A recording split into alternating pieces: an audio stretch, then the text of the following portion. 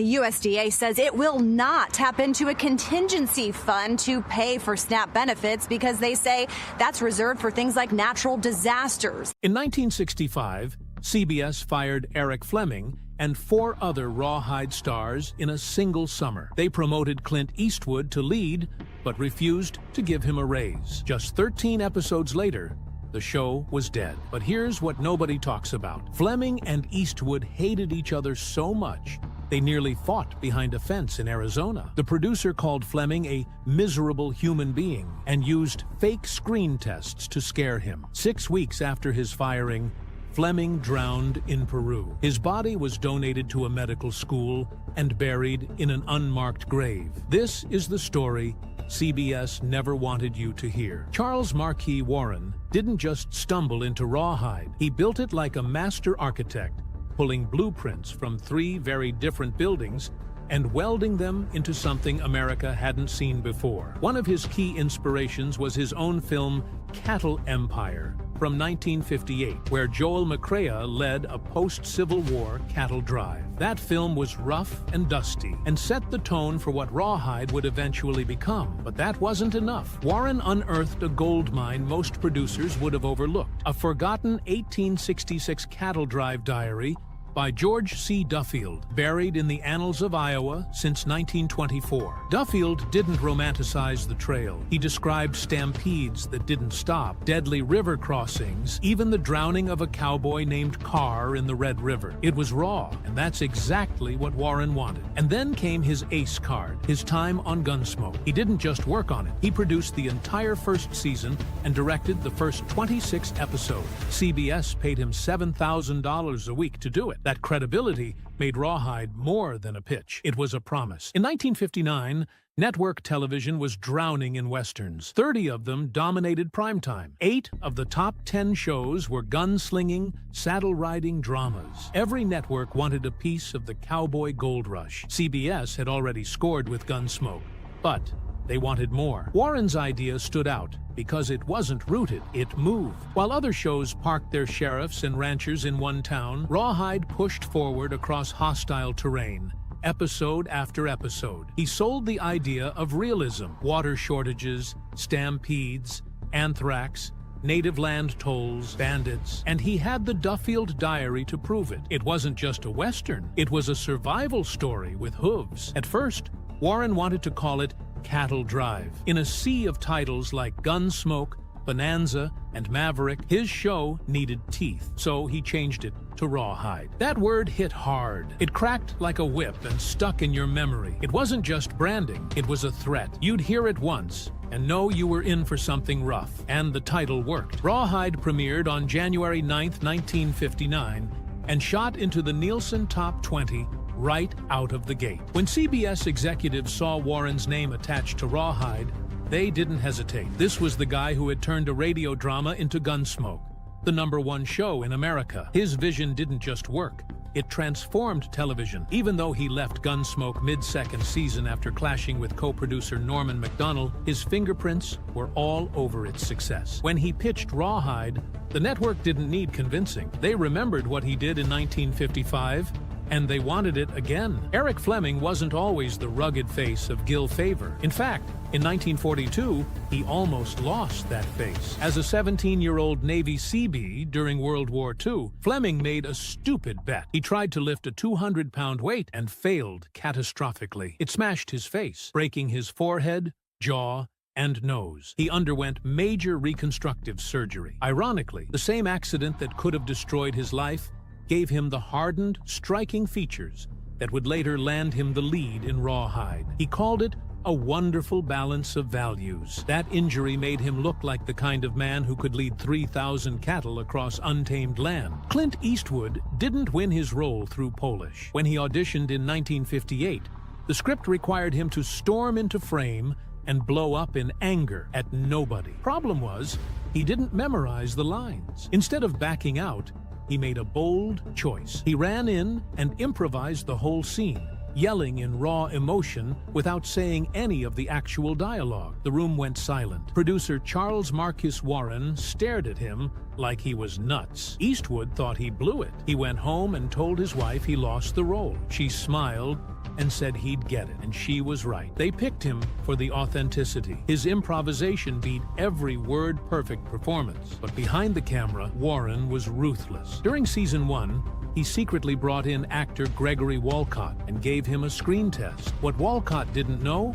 was that the test wasn't for a role, it was leverage. Warren was sick of Eric Fleming's constant complaints and wanted a bargaining chip. He used Walcott as a silent threat to replace him, never intending to actually hire him. It was pure manipulation, the kind that defined 1950s Hollywood. Warren eventually left the show in 1961, chasing new projects like Gunslinger, which flopped, and The Virginian. Clint Eastwood might have won the part of Rowdy Yates, but he hated the character from day one. At 28, he was cast as an impulsive teenager, the idiot of the plains, he called it. He resented the juvenile writing.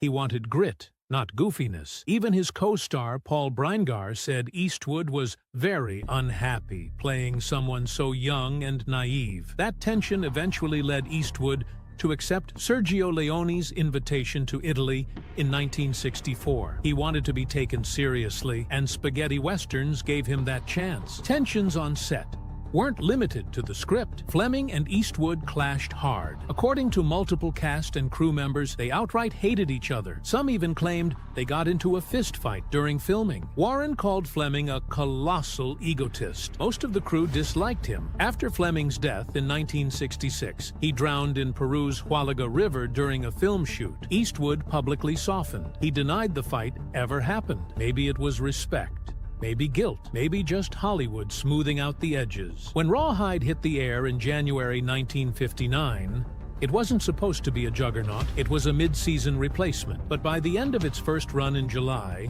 just 23 episodes in, it was the 18th most-watched show in America. CBS had a hit, and by the 1960-61 season, it hit its peak, number 6 in the Nielsen ratings, right behind Gunsmoke and Wagon Train. Rawhide was reaching 12 million households every Friday night. It lasted 8 seasons, 217 episodes, all in black and white. What made it different wasn't just the action, it was the authenticity. Fleming's Gil Favor wasn't just a cowboy, he was a man shaped by history. His character was modeled directly on George C. Duffield, the real cattleman whose 1866 diary gave the show its backbone. That diary-inspired realism showed up in every episode, even in Fleming's monologues, which mirrored trail journal entries. Fleming wasn't just acting, he was channeling history, and he wrote 2 episodes himself, showing how invested he was in the story. While other westerns played it safe, Rawhide tackled subjects that pushed boundaries. One episode had Robert Culp as a morphine-addicted ex-soldier. Another showed racism head-on through the character Jesus. There were stories about Confederate loyalists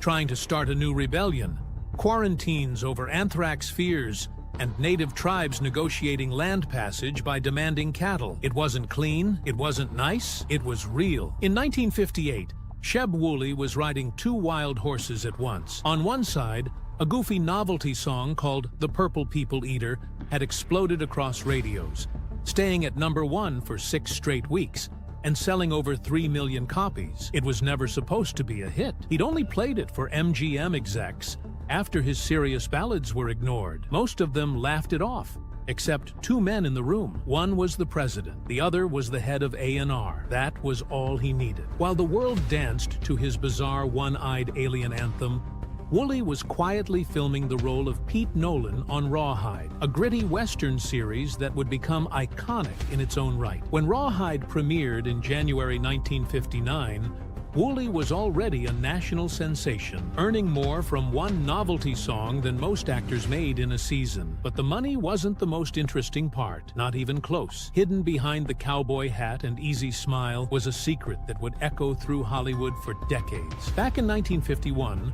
while working on the film Distant Drums, Wooley recorded a single scream, raw, terrified, unforgettable. It was labeled "Man Being Eaten by Alligator" and tossed into a sound archive. Nobody knew then that this scream would be used in Star Wars, Indiana Jones, The Lord of the Rings, and over 400 other films. It would become Hollywood's most famous sound effect, the Wilhelm scream, and nobody knew it was Sheb Wooley's voice. He didn't get a credit. He didn't need one. Years later, His widow confirmed the rumor. He'd always joked about being good at dying on screen. While America saw him as a rugged trail scout, riding alongside Clint Eastwood and Eric Fleming, Sheb Wooley was also tearing up the country music charts. In March 1962, That's My Pa hit #1 on Billboard's Hot Country and Western sides. It stayed on the charts for 17 weeks and even cracked the Hot 100. For a man who'd already topped pop charts with a flying purple monster, this was a second act most artists could only dream of. He was filming long hours on Rawhide and still had the energy to reinvent himself as a legitimate country star. Not many could straddle two entertainment worlds at once. He did it without flinching, and then came Hee Haw. In 1969, Wooley wrote the theme song for a new country comedy variety show that no one expected to last. He brought in the town and country singers, soon renamed the Nashville Edition, to record the theme. The show would run for 25 years. Wooley wasn't just behind the music. He joined the cast from day one, playing regular comedy sketches and appearing as his drunken alter ego, Ben Colder. What started as a silly joke character turned into a touring act and multiple albums. Most actors fade after one hit. Wooley kept building new ones: serious cowboy, comedy star, hit songwriter, all at once. And he wasn't pretending to be a cowboy. He was one. Raised on a farm in Eric, Oklahoma, he was riding bulls and roping cattle long before there was any camera pointed his way. As a teenager, he was already working the professional rodeo circuit, getting thrown, bruised, and busted up for real. When World War II began, he tried to enlist, but was rejected. Classified 4F because of injuries from rodeo life, so he worked in munitions factories instead. All those scars made it into Rawhide, stitched quietly into the way he held a saddle or shot a rifle. You can't fake that kind of grit. But Rawhide wasn't just cattle drives and desert dust. On January 27, 1961, the show aired one of the most daring TV episodes of its time, Incident at the Top of the World. Robert Culp played a Civil War veteran battling morphine addiction, a topic so taboo that CBS nearly pulled the plug. America had never seen drug withdrawal portrayed this way before, especially not on a family show. Viewers gave it an 8.1 rating, shocked but riveted. It wasn't just a Western anymore, it was social commentary, disguised in cowboy boots. And they weren't done pushing boundaries. Just 3 weeks earlier, on January 6th, Rawhide aired Incident of the Buffalo Soldier, starring Woody Strode as Corporal Gabe Washington. It wasn't just about racism, it was about double-edged racism. Washington faced discrimination from white soldiers and suspicion from black ones. The story ended with his tragic death, shot by white troopers who didn't understand what he was trying to do. It was 1961. The civil rights movement was in full swing. CBS was terrified Southern audiences would boycott. Instead, the episode was studied years later by universities for its layered portrayal of a man caught between two worlds, and that risk paid off. By the 1960-61 season, Rawhide was one of the top 6 shows in America, pulling a 27.5 Nielsen rating. Gunsmoke was #1. Wagon Train was #2. Rawhide stood shoulder to shoulder with giants, even while dealing with themes others avoided, like Incident of the Slave Master, where a Union widow kills a former Confederate officer who ran a brutal prison, or Incident on the Edge of Madness, where a delusional former general tries to create a new Confederate army in Panama. These episodes weren't just controversial, they were daring to peel open old wounds while most of TV pretended they didn't exist. And it didn't stop with race or war. It reached gender politics, too. In March 1962, A Woman's Place, written by lead actor Eric Fleming, portrayed a woman challenging the brutal male hierarchy of the trail. She wasn't the love interest, she was a threat to the system. By November 1965, another episode, Clash at Broken Bluff, had a widow leading a suffragette rebellion against corrupt saloon owners. The men were bribed with free beer and gear if they voted against women's rights. Some did, some didn't, but it forced the audience to pick a side. And that wasn't common in 1960s television. These weren't safe stories, they were powder kegs. From day one, Fleming's presence dominated the set. He wasn't just the star, he was the storm cloud that hovered over every scene. Behind closed doors, Producer Charles Marquise Warren couldn't hide his disgust. He once called Fleming a miserable human being, and not just because of his performance. The man picked apart every script, every decision. Warren snapped. In a move that blurred the line between strategy and cruelty, he invited actor Gregory Walcott to do fake screen tests, pretending he might replace Fleming. The truth? It was all theater. Walcott was never going to get the part. Warren just wanted Fleming to sweat. Years later, Walcott admitted the sting never went away, especially after Warren laughed about the whole charade. Fleming may have been raking in $220,000 a year by 1965, an enormous sum for TV at the time, but money didn't soften his edges. It only fueled the tension, which reached a boiling point before a single episode had even aired. During that hot summer of 1958 in Arizona, the cameras hadn't started rolling when Fleming and a young Clint Eastwood nearly threw punches. Their argument escalated so quickly, they stepped behind a fence to settle it like cowboys. Fleming, taller and volatile, later admitted he backed off, not out of fear, but calculation. "Clint would have killed me," he said. They postponed the fight. It never happened, but the air never cleared either. That moment set the tone. Hostility just under the surface, waiting to flare. The crew felt it too. Paul Breingar, who played the cook Wishbone, kept his head down and mouth shut. He'd seen the damage Fleming's constant grumbling caused. Every day on set felt like walking through a minefield. Breingar had a strategy. Get in, do the work fast, get out. Finish a week's worth of scenes in a couple of days if possible. He wasn't the star, and thank God for that. Meanwhile, Sheb Woolley, the scout Pete Nolan, bonded closely with Breingar. Their friendship became a shield from the madness. But when Woolley left in 1962 after 102 episodes, something cracked. The support system frayed, and yet Fleming kept threatening to quit, his moods swinging like a gate in a windstorm. For Clint Eastwood, it was more than just the tension. It was the role itself. He was 28. But CBS forced him to play Rowdy Yates like a teenager, the idiot of the plains, he called him. Eastwood was simmering under that hat. Breingar remembered how much Clint hated being cast as a kid. In 1961, the producers tried easing the tension by alternating lead roles between Fleming and Eastwood. It helped a little, but not enough. By the time Fleming was fired in 1965, Eastwood finally got his promotion to trail boss. But it was too late. The show crumbled without its original gruff center. CBS pulled the plug after just 13 episodes of the final season. The man who replaced Fleming couldn't save Rawhide. Not even Eastwood could. The truth is, Rawhide had been bleeding for years. At its peak, it sat proudly at number 6 in the Nielsen ratings. That was 1960 to 1961, but by the very next year, it had fallen to 13th place.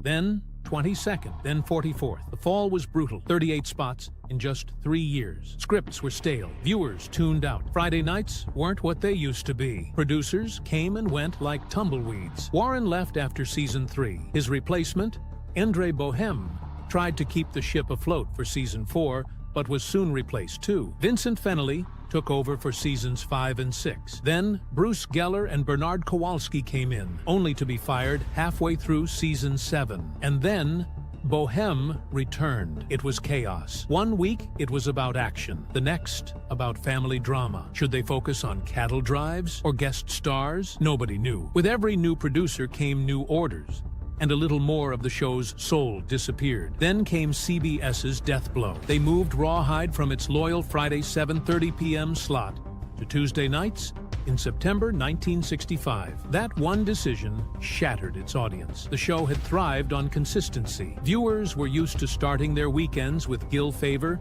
and Rowdy Yates. Now they couldn't even find them. Just 3 months later, the series aired its final episode. The remaining 13 episodes from season 8 limped across the screen, a far cry from season 7's 30-episode lineup. The show was finished. January 4th, 1966 marked the last rerun. Behind the scenes, CBS was reimagining itself. Expensive westerns were out. Cheap sitcoms were in. The Beverly Hillbillies had become a phenomenon. The Andy Griffith Show was cheaper and pulled bigger numbers. It was all part of what would later be called the rural purge. Rawhide didn't fit anymore. It was a relic. Costs were rising fast. The Virginian cost $330,000 per episode. Even Wagon Train ran $100,000. Rawhide couldn't keep up. Enter Robert Thompson in season 8. With one job, Slash costs. His solution? Fire the expensive ones. Fleming was gone. So were Sheb Wooley, James Murdoch, Robert Cabal, and Rocky Shahan. In came Raymond St. Jacques and David Watson, two total strangers to the Western world. Viewers were confused. The chemistry was broken. Clint Eastwood, now 35, was promoted to lead, but CBS didn't give him a raise. He'd earned $750 per episode at the start. That hadn't changed. His reaction? "Why should I be pleased?" he told TV Guide. He was carrying the whole show now, for the same money. But Clint had already filmed A Fistful of Dollars, and for a few dollars more. He knew what was coming. His career was about to leave television behind. Eric Fleming landed in Lima on August 17, 1966, chasing one last shot at redemption. Fired from Rawhide despite earning $200,000 in his first year, the 41-year-old actor had just lost the role that made him a household name. CBS wanted to cut costs, and Fleming, who played trail boss Gil Favor for 217 episodes, was simply too expensive. Now, here he was, deep in the Peruvian jungle, 4 hours by bus from the nearest trace of civilization, trying to film High Jungle, a two-part story that MGM hoped to spin into a European theatrical release. It was a gamble. The jungle was real. The dangers weren't staged. And this wasn't Hollywood. Fleming had planned to marry Lynn Garber, Miss Pennsylvania of 1962, just days before leaving. They'd been inseparable since 1963. That marriage never happened. 6 weeks into the shoot, on September 28th, the rapids of the Hualaga River became the set. Fleming and his co-star, Greek actor Nikos Minardos, climbed into a carved-out dugout canoe, nothing more than a hollowed tree, and pushed off into the current. The waters were fierce, but this was the climax. Fleming, an experienced surfer and swimmer, made a decision that would end his life. Instead of staying with the canoe as instructed, he dove into the water, aiming to swim to shore. The canoe flipped. Minardos was tossed and barely managed to survive. Fleming wasn't so lucky. A local man jumped in and grabbed his hair, trying to save him, but the river's pull was too strong. Fleming vanished into the froth, pulled beneath the surface just 220 miles northeast of Lima. Days passed, 3 or 4. The crew was already gone, flown back to Lima, and then to Los Angeles. When the local villagers finally found his body, it had been battered by the river, the condition officially listed as drowned and mutilated. No cast, no crew, no funeral rites, just the jungle and a lifeless form pulled from the current. By October, MGM pulled the plug on High Jungle. No one would ever see the footage. The cost of trying to save a career was a life, but the story didn't end there. According to a coroner's report published in Caritas magazine decades later, Fleming's body was donated to a medical school in Lima, San Fernando, at the University of San Marcos. It was used for study, then cremated. The ashes, it's believed, were buried in a common grave at Presbítero Maestro Cemetery. Fleming's will had said he wanted his body and eyes donated to UCLA, but the jungle had no paperwork. No headstone marks his name. No shrine remembers the 6'3" star who needed 4 plastic surgeries to rebuild his face after a wartime accident, who then became one of the most recognizable men on American television. He disappeared into the river and then into silence. Back in the U.S., Rawhide collapsed without him. CBS had fired not just Fleming, but also Sheb Wooley, James Murdoch, Robert Cabal, and Rocky Shahan, all during the summer of 1965. The network promoted Clint Eastwood to lead and brought in 2 newcomers, Raymond St. Jacques and David Watson. Season 8 was gutted, just 13 episodes compared to 30 the season before, a 57% drop. Viewers weren't fooled. Ratings nosedived. The new title sequence traded real cowboys for cartoon sketches. Writers tried to shift focus entirely to Rowdy Yates, but even Eastwood wasn't buying it. "Why should I be pleased?" he told TV Guide. "I used to carry half the shows. Now I carry them all, for the same money." The last episode, Crossing at White Feather, aired December 7th, 1965. No announcement, no farewell, just another Tuesday night Western. One more episode aired in January, but it was a rerun. The time slot went to Daktari, a family-friendly show about African wildlife. A cross-eyed lion named Clarence, a chimp named Judy. Daktari soared to the Nielsen Top 10 in its second season. Rawhide was done.